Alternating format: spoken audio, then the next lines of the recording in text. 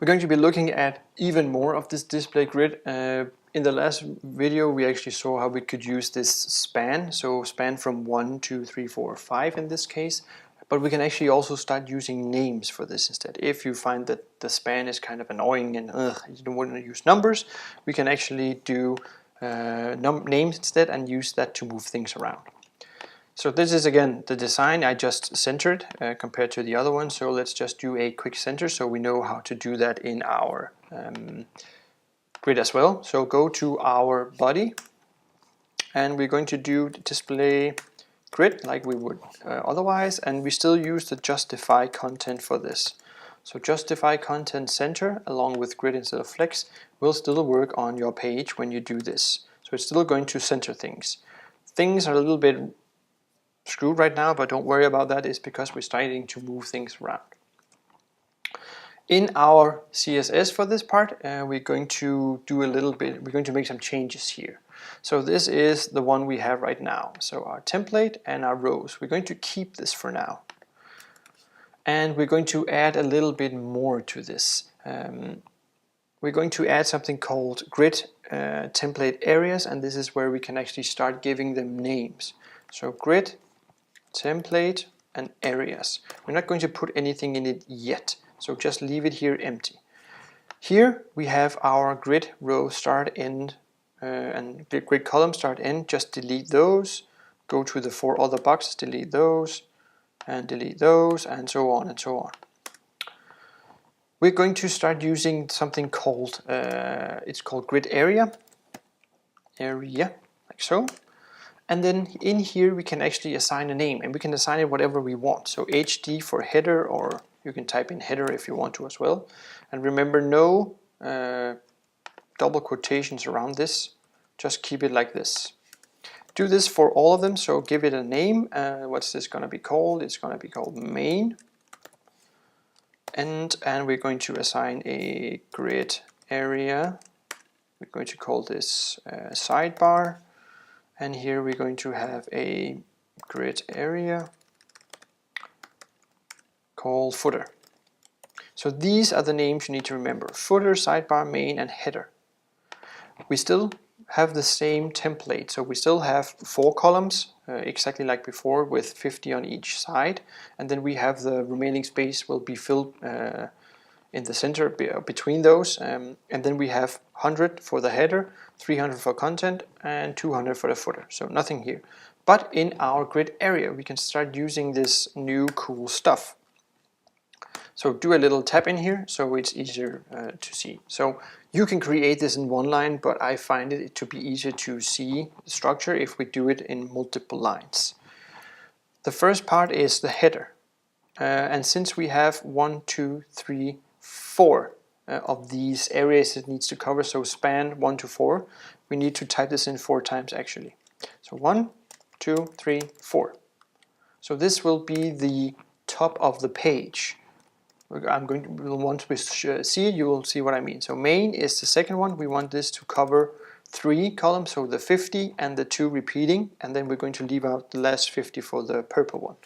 And the last purple one is called sidebar. Here you can see purple or dark something purple. It's called sidebar. So we just add main, main, main, sidebar. Last is the footer, and this is also 4 of these. 4, 4, 4.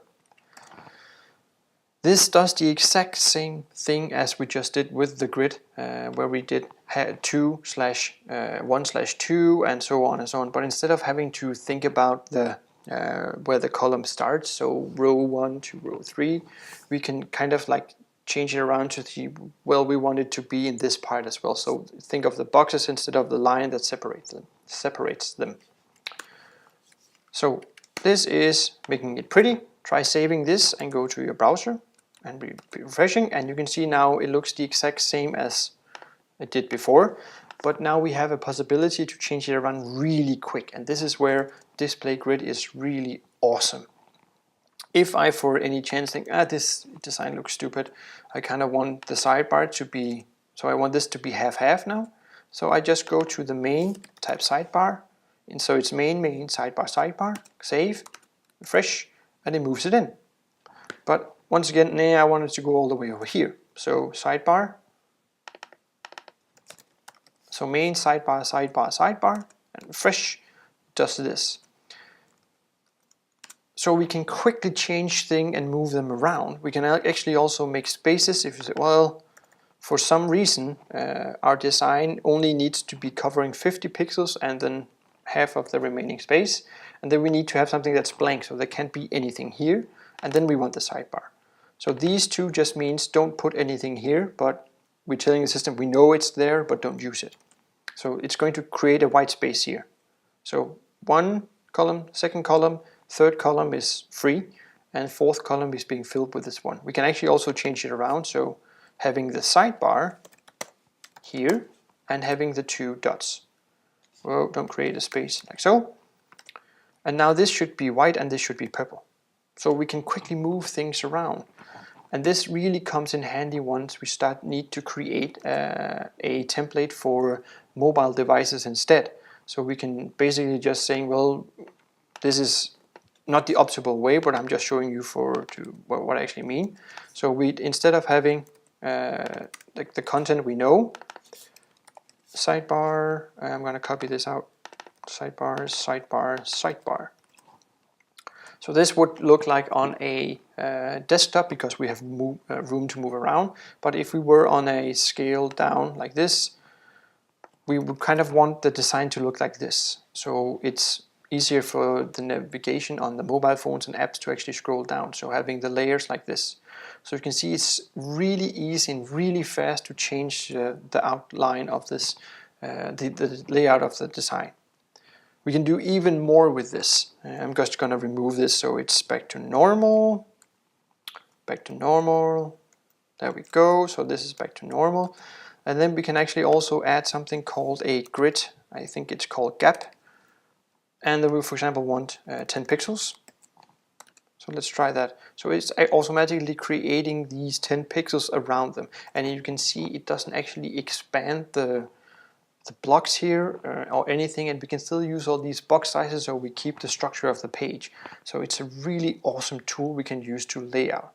This is again why I said I use the display grid to create the main layout of the page, and I would possibly use this display flex for the inside of the boxes. So more smaller things that maybe need to repeat it more, but again, it's up to you. You can build the entire page from grid display or from grid flex or whatever. It's really up to you, but I mix them because I find that to be a really good combination.